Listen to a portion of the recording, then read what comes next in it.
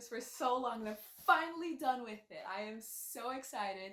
I am finally going to show everybody how I got my Son of the Sea, former warlord, and the new Straw Hat helmsman, drumroll, Jinbei. I got a Jinbei poster. Okay, but that's not what I'm trying to show you guys. I've done 2 Jinbei cosplays and I'm finally going to be showing you guys how I got them done. I couldn't decide which one I wanted to do, so I did 2. I did MarineFord because that's where we first met him and he looked so cool and I was like, oh my gosh, oh, I love him so much. And then again, we met him again after MarineFord. We met him at 3D 2Y. That's where we met him next. And then we met him again at Whole Cake because no, actually Fisherman's Isle before then Whole Cake. But I couldn't decide, so I did MarineFord and I did Whole Cake, and I love those 2 looks for him because they were just so amazing, and that's where he showed who he really was. He was such a badass in those 2. In my opinion, I didn't really like Fisherman's Isle as much, but whatever. I'm super excited, and I'm just gonna show you. I have one right here with me. It's super cool. Look at this. I'm super excited. Yes, I did sew everything onto this. So this is the MarineFord one, and I just really wanted to show it. Super excited. Kicks it over there.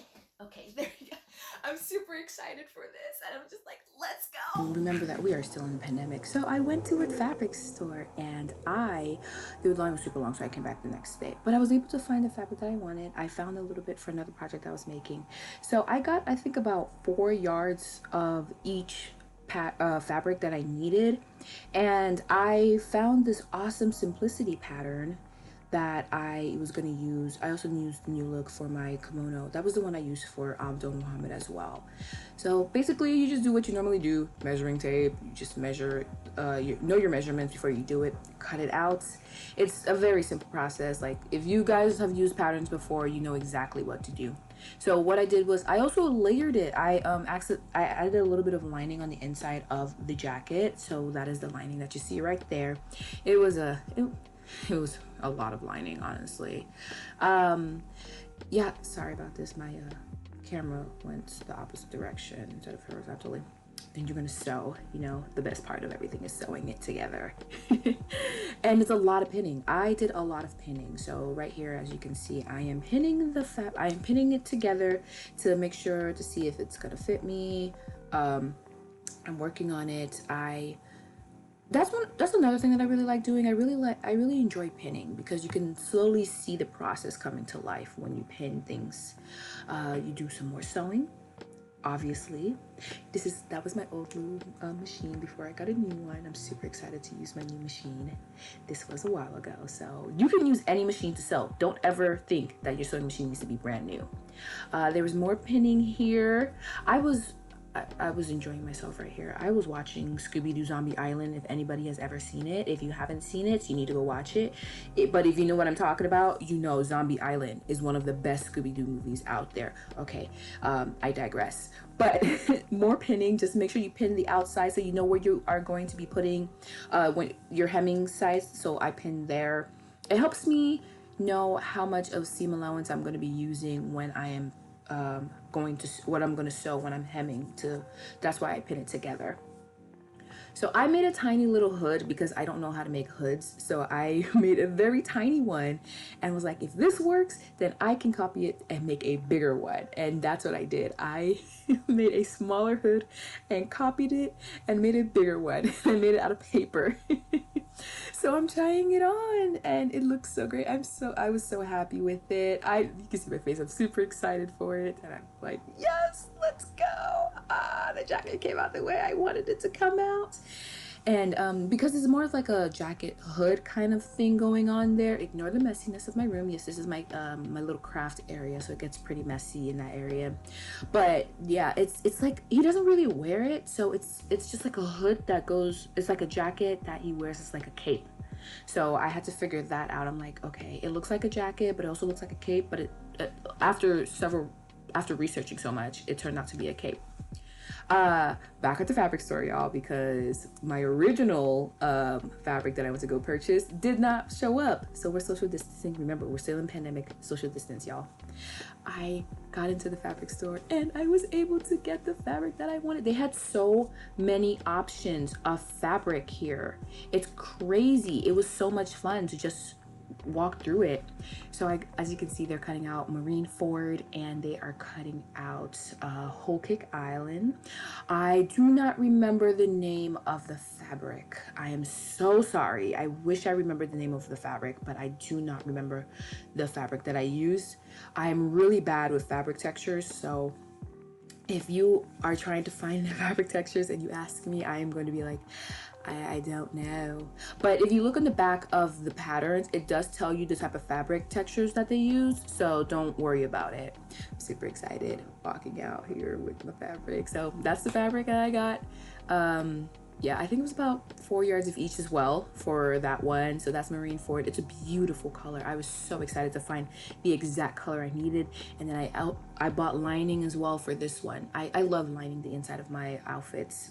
So again, it's just like regular cutting patterns, you guys all know. Now, I was just taught this trick that you don't need seam allowance on commercial patterns. Just use a regular, just cut along the line, because commercial patterns give you a seam allowance.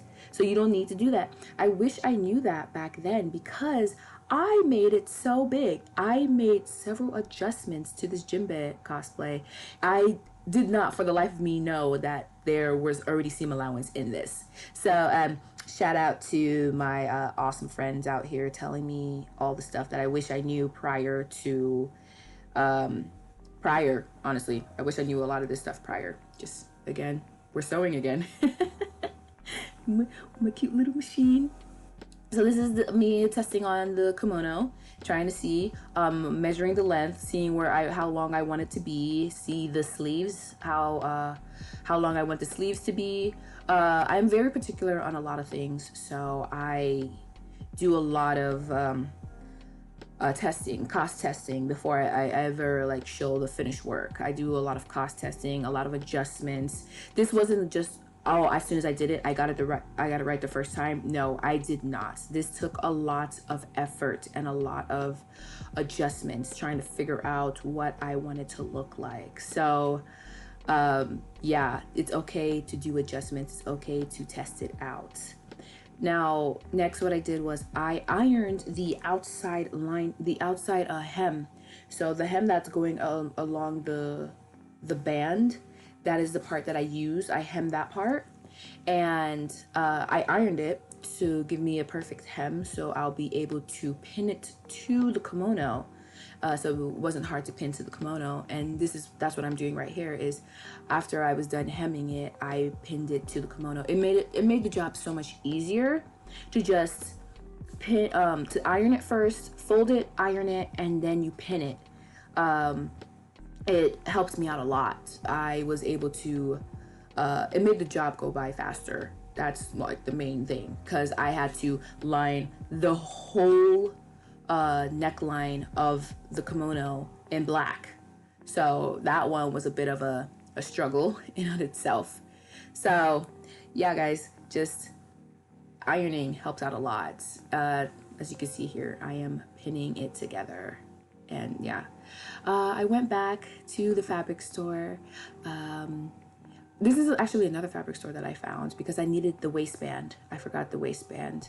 So I was able to find the waistband, and this is what it looks like after I was able to get the waistband. I sewed it, I hemmed it, and that is it without the final designs. And that is the whole cake one in the back, as you can see. I was so excited by it. I was already practicing my poses, even though there are no cons going on right now, but I'm still practicing my poses. But that is, I'm in awe by this cosplay that I made. I am just in love. And next you're gonna see the whole cake right here. Ignore the mannequin in the back. I didn't have a professional one, but I have a better one now. So you can honestly build cosplays with whatever materials you have around your house. So that this is my whole cake. I loved whole cake arc so much. It was one of my favorite arcs. It was pretty long, but it was one of my favorite arcs. I appreciate Big Mom. I can't say I like her, but I appreciate what she does, who she is. Yeah, I guess. But this is what it looks. I did add some clips to the top to make it hold. So I added a hook and eye to the top. I added 2 or 3 hook and eyes. So the whole cake outfit is actually, the sleeves are a little bit longer, so I'm able to put my hands inside the sleeves, which I was actually pretty happy about. MarineFord, I made the sleeves too short, so I couldn't do that for MarineFord. So unfortunately, I will not be able to put my hands inside the sleeves. Super sad about that. Next, I decided to draw out the boxes that I was going to use for MarineFord. Now, I don't have a Cricut cutter, so I had to do all of this by hand. As you can see, I'm drawing out the boxes, figuring it all out, and I'm just here struggling. Like, dang, this is not as easy. So I think it was 4 boxes of each. So 4 black boxes and 4 black squares. I don't know why I keep saying boxes, but squares. And I shaded the ones that I knew were going to be black, and I shaded the ones that I left the ones that were going to be white just plain like that, and I didn't do anything else with it. So I got me some some vinyl off of Amazon, and I found a template for a skull and bones, and they were perfect because they looked exactly like Jinbei's skull and bones in his MarineFord outfit. And I printed it at Target, no, not Target, at Staples. And I came back and I cut them along the line of the vinyl, and I traced them out. And I used an X-Acto knife to cut them out on the vinyl. Here we are.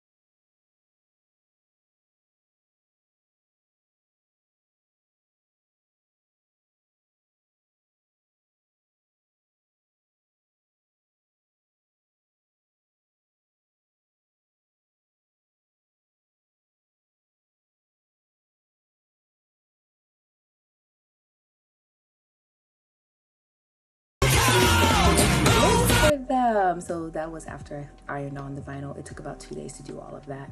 So thanks, guys. Thanks for watching, everyone. It was awesome. I'm glad you guys were able to stay all the way through to the end of this. I really hope that you guys liked it. If you do, please leave a comment or a like down below. Subscribe to this channel so you can see some more tutorials and some more cost tests that I'm going to be doing. I will be posting some more videos soon as to what to expect into cons for next year, because you want to start preparing for those conventions, you know? And I am going to be starting a podcast soon, so I'm super excited. I will be posting a video on everything I'm going to be doing for the podcast. Super excited. I will actually be dropping the Instagram below. If you guys want to follow the Instagram, you're more than welcome to start following the Instagram for it. It's going to be called... I don't have drum roll sound. I didn't put a drum roll sound.